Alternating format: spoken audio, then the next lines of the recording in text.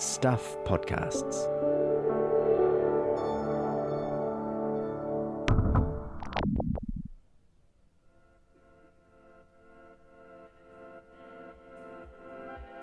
Hi, I'm Michael Wright and welcome to The Long Read from Stuff.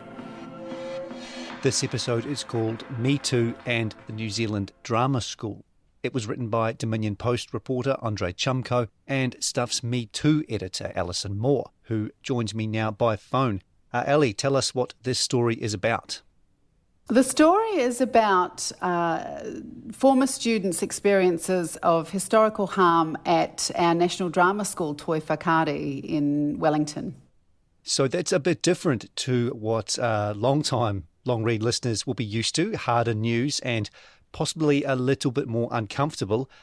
How did this story first emerge? The first contact we had was from one of our sources, and that was in 2020, so quite a while ago, to me personally. And I admit at the time I wasn't able to make much progress with it.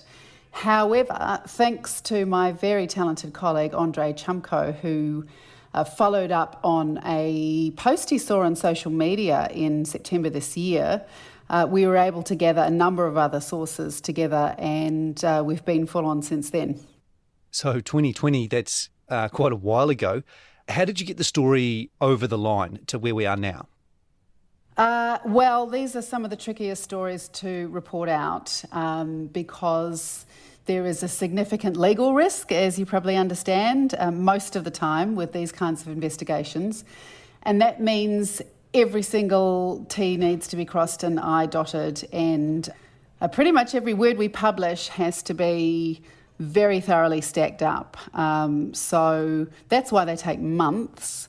And in the latter stages of an investigation, where we've been the last couple of weeks, it requires checking and rechecking of even the very smallest facts. As I said, pretty much every word that goes in the story. Ali, you've been a Me Too editor for several years now at Stuff, done a lot of stories. Can you place this one in the Me Too context? This story is a bit different in that it is not so much focused on the telling of the experiences of harm, although there is quite a lot of that. And there needs to be detail in the story so that readers can understand the effect it had on our sources and the context, I suppose, behind the story and why we're running it. But this story is a little bit different in that it chronicles the change that was driven at Toi Whakaari by a group of former students who had had some bad experiences at the school in their time, going back a few years, and realised that systems and policies and processes needed to be changed. And really their courage in stepping forward and helping usher that change through. So it's a little bit different to just a normal straight investigation. So I guess that's good, but probably not a good news story, yeah? I don't think you could count it as a good news story for everyone. And some of these former students are still experiencing significant trauma, including some very significant PTSD from their experiences. I think it's a very good news story, potentially for Toi Whakaari itself, which does appear to have made significant change since, the late 2010s, and especially in the last couple of years. And all of the sources that we talked to, or almost all at least, were quite hopeful and fairly complimentary about the work done by Toi Whakaari's new director since 2019, Tania Heke. And they feel hopeful, I think, for the experiences of students coming through now. Thanks, Ali. Now, here is me reading Andre and Ali's story. It has a little bit of swearing, and be aware it contains some sensitive material. Please take care.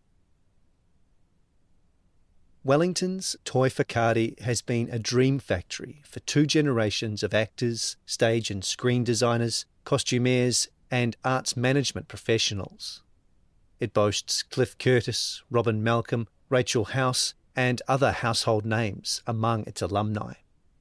But a number of former and current students have told Stuff that during their time at the school, policies and procedures for dealing with toxic behaviour were insufficient at best, non-existent at worst.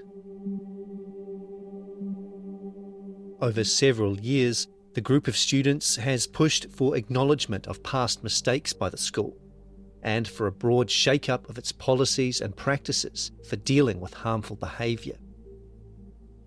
Their claims have been bolstered by two current staff members who acknowledged the school prior to 2019 had a culture of fear that discouraged complaints and was toxic.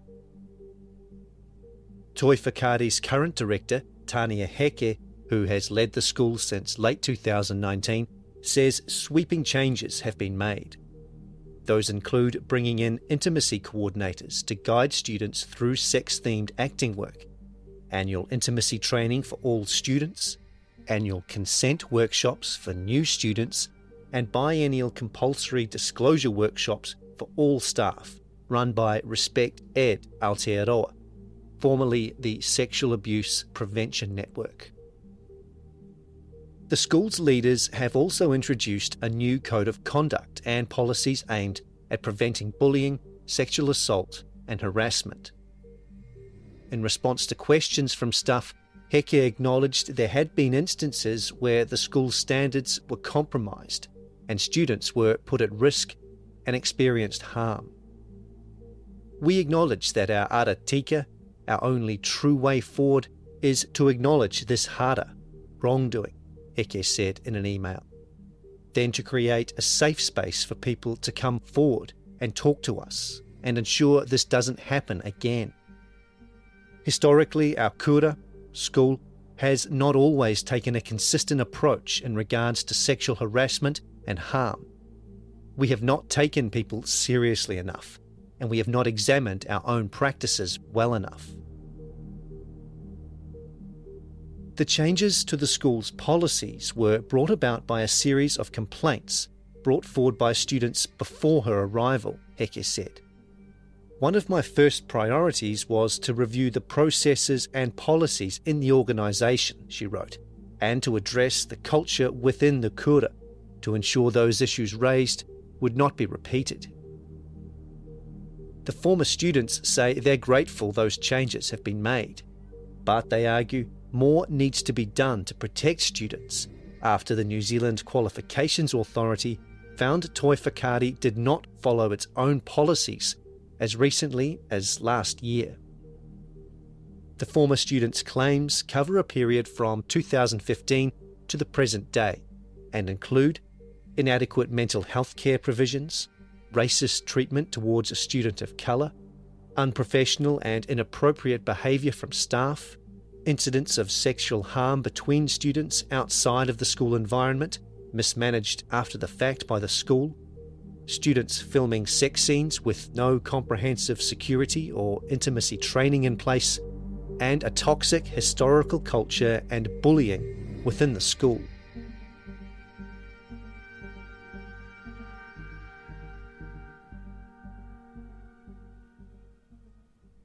For Hannah Clerk, now 24, the push for change has been deeply personal. Clerk was a design student at Toi Whakaari between 2016 and 2017 and says the school's processes failed her after she reported a sexual assault that occurred outside of the school. Within weeks of telling her tutors about the assault in early 2017, Clerk was told she should take some time off for her own benefit, she said. She was later suspended. Clerk said the tutors told her not to discuss her allegations with anybody connected with Toi Whakaari. As all her friends and flatmates were fellow students, Clerk was unable to address the gossip, panic and confusion that eventually led her to leave the school. She said she felt like she had been disciplined for doing something wrong. I was a shell. While her tutors assured her it was not intended as a punishment, the school would not remove the black mark of the suspension from her academic record. Notes from several meetings appear to show an ad hoc process, where tutors and administrators made one-off decisions, not linked to any named sexual harassment process. I was told multiple times they didn't really have policies in place for this, Clerk said, and it was a case-by-case basis. This left a lot of room for error. When Clerk returned from her suspension, fellow students questioned her commitment to the course. Clerk said she was not allowed to explain, and the broken bond of trust badly affected her studies. This alleged silencing ignored the special nature of Toi Whakaari, where class sizes are small, work can be intimate, and students, many of whom are fresh out of high school, spend long periods of time working closely, mostly flatting and socialising together. The school later told Clerk they could not act without a formal complaint, she said, but she thought her verbal report counted as one. Toi Whakaari's revamped sexual harassment and bullying policy, introduced last year, stipulates a written or verbal report can be made. But copies of policies from previous years show sexual harassment mentioned only briefly under catch-all academic policies. By mid-2017, Clerk was struggling, and transcripts from further meetings show Toi Whakaari's staff preoccupied with her academic and attendance record, warning her she could be expelled. Clerk attended multiple meetings with the school, one of which she was called to straight from an overnight hospital stay after a mental health crisis. As a result of her experiences, she has since been diagnosed with PTSD. Former students Miles Knowles and Ashley Williams said they also experienced sexual assaults while they were students at the school. Although the assaults occurred outside of the school environment, in all these cases, they said they were left confused about how to deal with their issues after the fact and found it difficult to get access to meaningful mental health support. Knowles, who identifies as non-binary and uses them-they pronouns, graduated from Toi Whakaari's acting program in 2019 and said they felt courageous enough to share their experience with close friends only about a year after the alleged incident. Knowles said they raised their experience with a senior tutor around the middle of 2018, but claimed nothing happened as a result of the meeting. All students spoken to say they're encouraged and hopeful of a culture change at Toi Whakaari since Heke took over from former director Christian Penny in 2019. Penny spent 16 years at the school, first as associate director and then as director from 2012.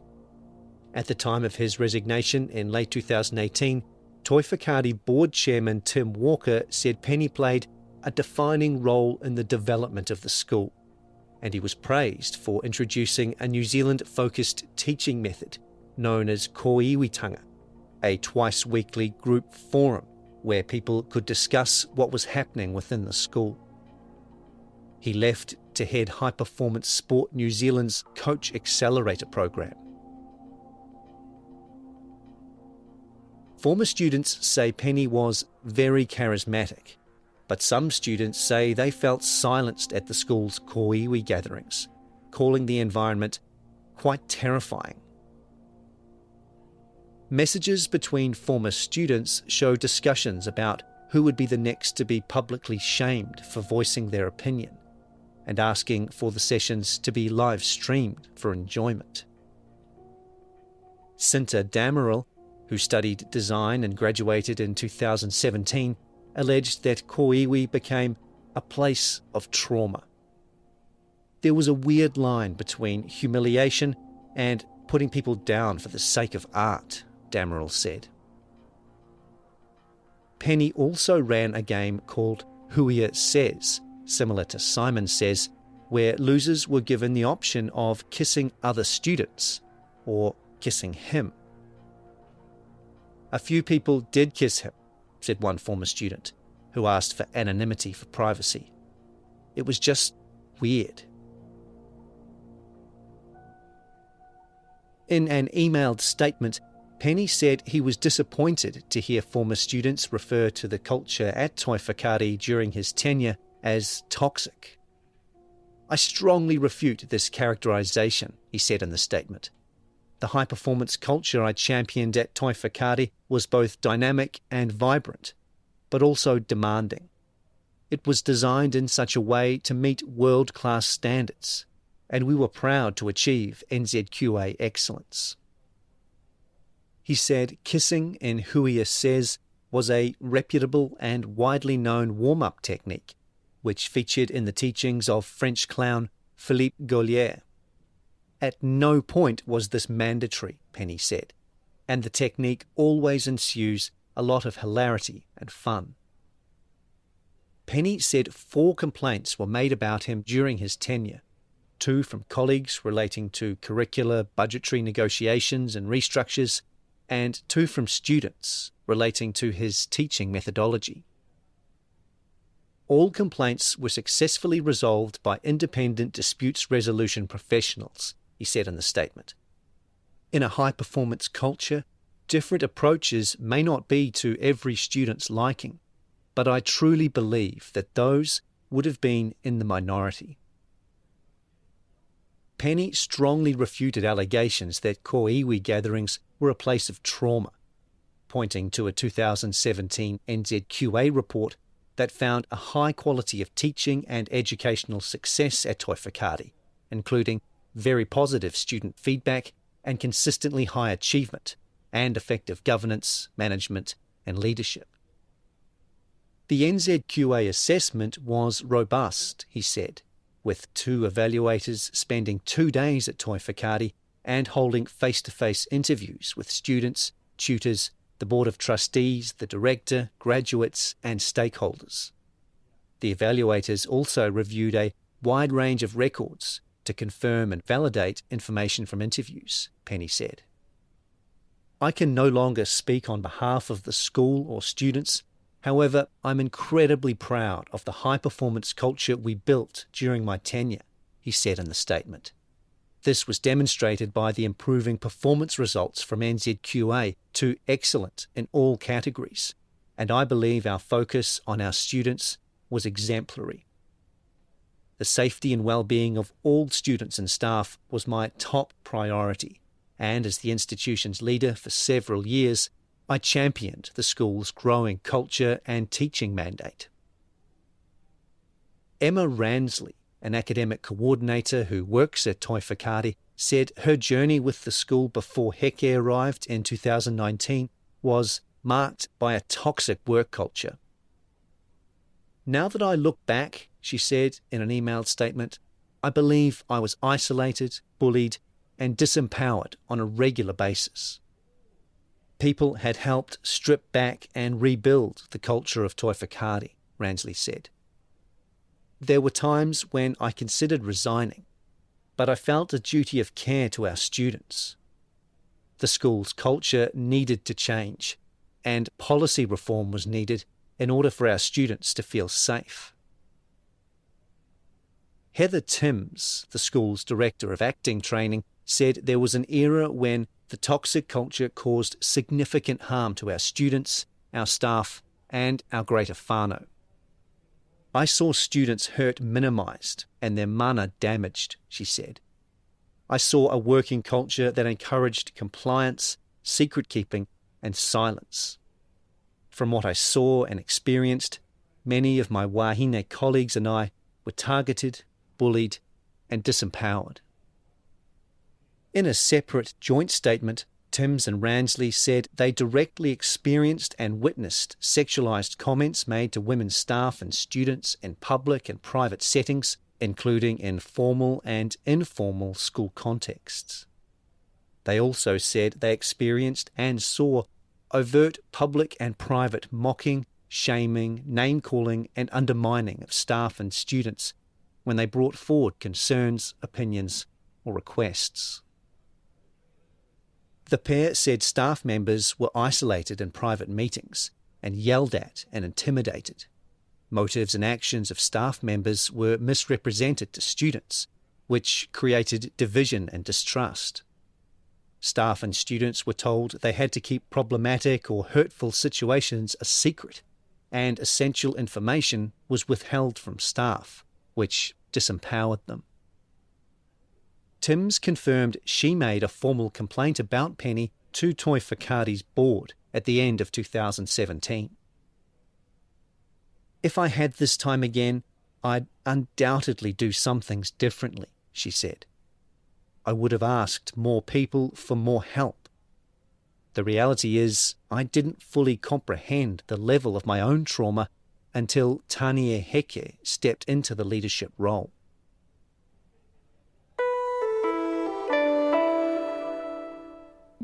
Hi, I'm Carol Hirschfeld, the head of video and audio at Stuff. If you're enjoying our Long Reads podcast, how about contributing to the Stuff supporter program? You can contribute any amount you choose, and you can do it just once, or monthly, or annually. Direct support from people like you helps us produce the kind of journalism you're listening to right now. Go to stuff.co.nz/support. Marshall Rankin, a former student who graduated at the end of 2019, said wider issues with bullying and inappropriate workplace conduct at Toi Whakaari included a tutor allegedly making sexual jokes.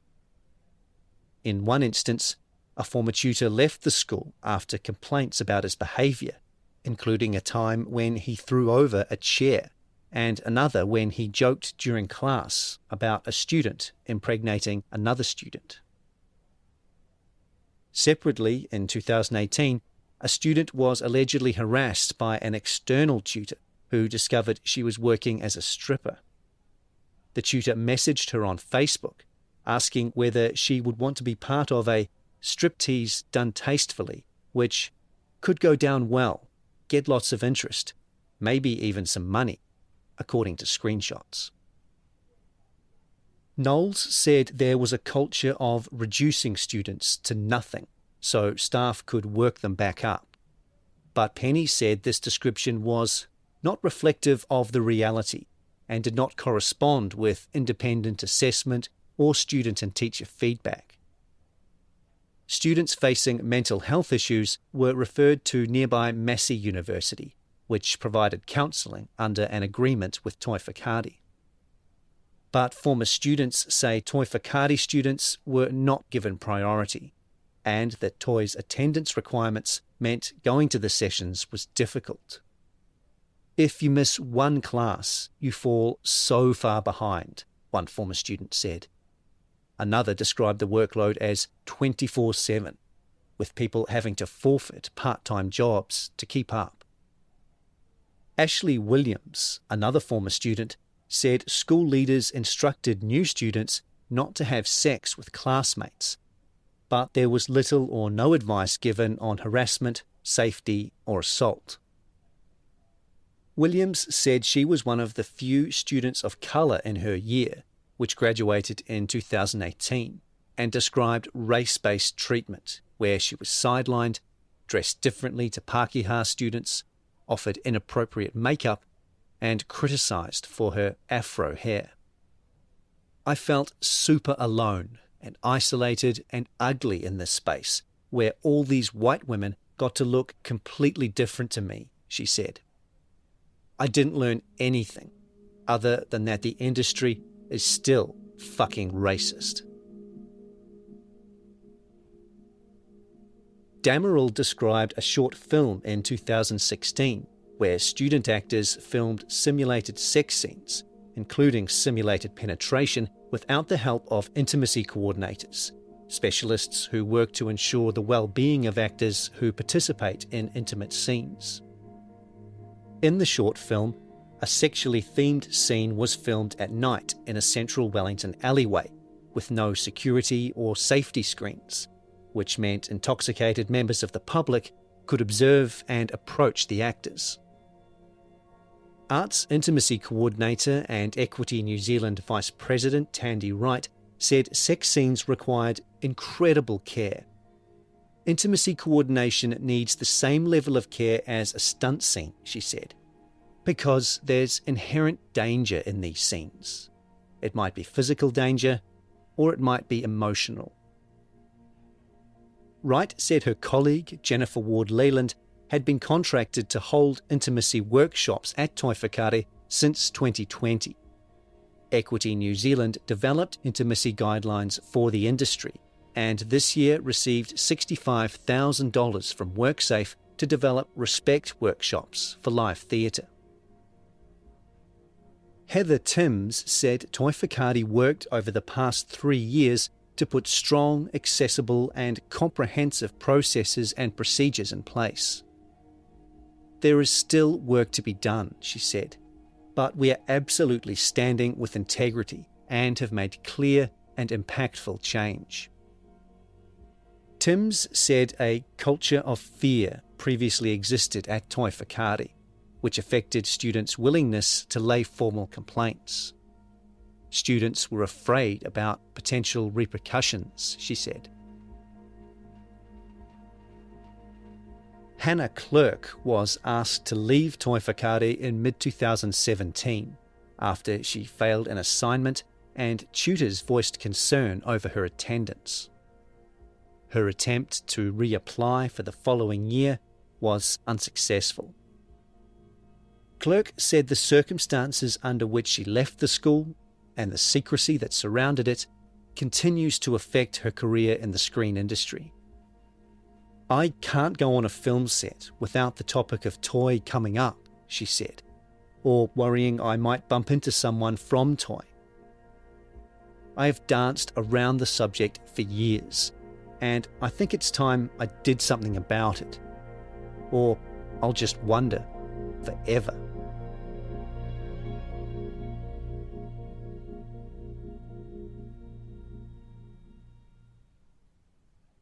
In 2018, after talking to other students with concerns about the school's culture, Clerk began to research sexual harassment prevention policies at universities and re-engaged with her former teachers, seeking change. We all had to step up to the plate and educate ourselves, she said, which shouldn't have been our responsibility, to go to drama school and get an education on policy reform. The group asked for meetings with Toi Whakaari tutors and discussed involving sector experts. An initial meeting was held in May 2018, but the process stalled. 2 of the students subsequently lodged formal complaints about their experiences of sexual assault. In October 2018, experts from Sexual Harm Counselling Service Wellington Help wrote to the school with recommendations. Those included training staff on dealing with disclosures and holding sex and ethics sessions for students, appointing a staff member to deal with all complaints of sexual harm, investing in an internal counsellor, and acknowledging harmful experiences the students have experienced. A sexual harassment workshop was held in late 2018, but male students did not really engage, former students said. In 2019, Clerk's mother was diagnosed with and later died of cancer. Clerk later approached Heke directly, outlining her experiences at the school. In an emailed reply, Heke told Clerk a policy governance group was being formed and health and safety, conflict of interest and code of conduct work would be prioritised. Heke said the school was bringing in an external auditor next year to check its changes went far enough and to help identify gaps and improvements. The New Zealand Qualifications Authority found Toi Whakaari did not follow its own policies as recently as last year. NZQA's Deputy Chief Executive of Quality Assurance, Eve McMahon, said an investigation, carried out this year found Toi Whakaari did not follow its processes or appropriately support all parties involved regarding an allegation of sexual harassment made in 2020. After that NZQA investigation, the school updated its sexual assault and harassment prevention policy so that a learning management plan is introduced if a student is removed or stood down from classes, Heke said. Toi Whakaari also updated the clause relating to breaches of confidentiality around complaints, which would be treated as bullying. Heke said part of her role as director was to create a safe culture where students could thrive. The school had positive feedback about its new consent, disclosure and intimacy training with Ward Leland. Students who were reluctant to attend realised how important it was, and students were consulted as the school developed its bullying and sexual assault prevention policies. When I was a student at the school, nude classes for all actors were a compulsory component of the curriculum, she said. While some students participated and thought nothing of it, my year group refused to participate. Intimacy coordinators certainly would have made a difference during my time. The school now had a clear reporting process for sexual misconduct and harassment on its internal technology platform, she said. But verbal reports were also welcome, as staff had been trained to deal with reports. There were also now clear guidelines on how to report behaviour to external agencies. Any report now goes through a disciplinary and grievance resolution procedure, she said. Heke said the school's new values, introduced this year, included whakawhānau-ngātanga, forging relationships, manaakitanga, love and compassion, mātauranga, knowledge, and rangatiratanga, leadership.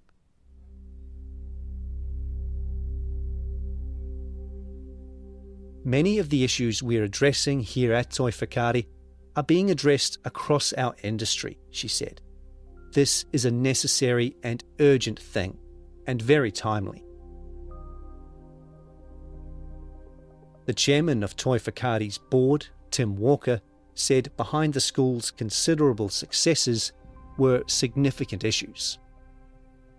I extend an apology to students and staff members who were put in unsafe situations, he said in an emailed statement. Changes to how Toi Whakaari's board operated, improved reporting lines and greater access to the board since 2016 have had a significant impact, he said. Walker said Heke was the leader needed to take up the challenging role of transforming the school. There is still more work to be done, but we are reassured by the nature and pace of progress Tania has brought to the kura. Hannah Clerk said her group's efforts were vital for those coming through in subsequent years. I want someone who is looking for answers like me to stumble upon my story and see someone standing up for themselves and not giving in to fear, she said. It's also time for Toi Whakaari to take some accountability.